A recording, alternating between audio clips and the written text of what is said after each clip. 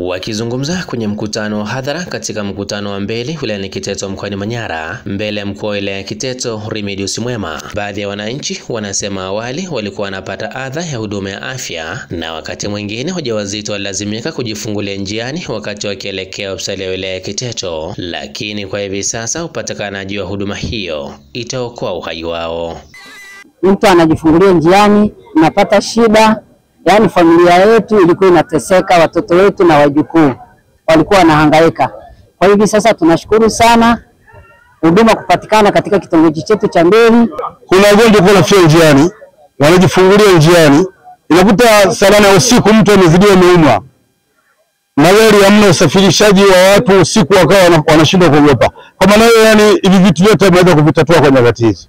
Kwa wakina mama haswa akiwa mjamzito na akakosa labda nauli ya kwenda kliniki, inakuwa ni changamoto. Mwenyekiti wa Mbeli Atanasi Mpina ameeleza hali ya wananchi hao kuhusu huduma hiyo ya afya, huku kaimu mganga mkuu wilaya ya Kiteto akieleza gharama za mradi huo.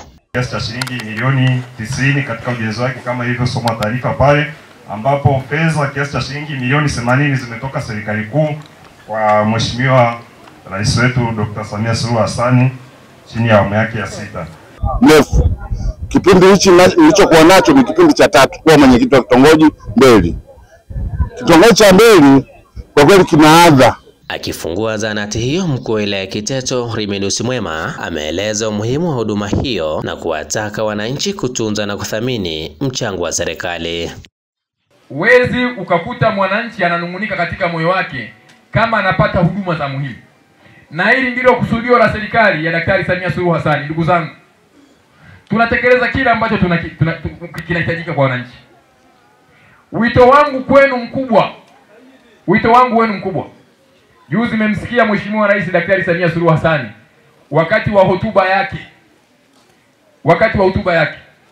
Lakini mara kadhaa amezielekeza kamati za usalama zote za mikoa, za wilaya, na mimi naizungumza hapa ni mwenyekiti wa kamati ya usalama ya wilaya. Kutoka hapa wilayani Kiteto mkoani Manyara, mimi ni Kitana Hamisi, Kimvuli cha Jamii.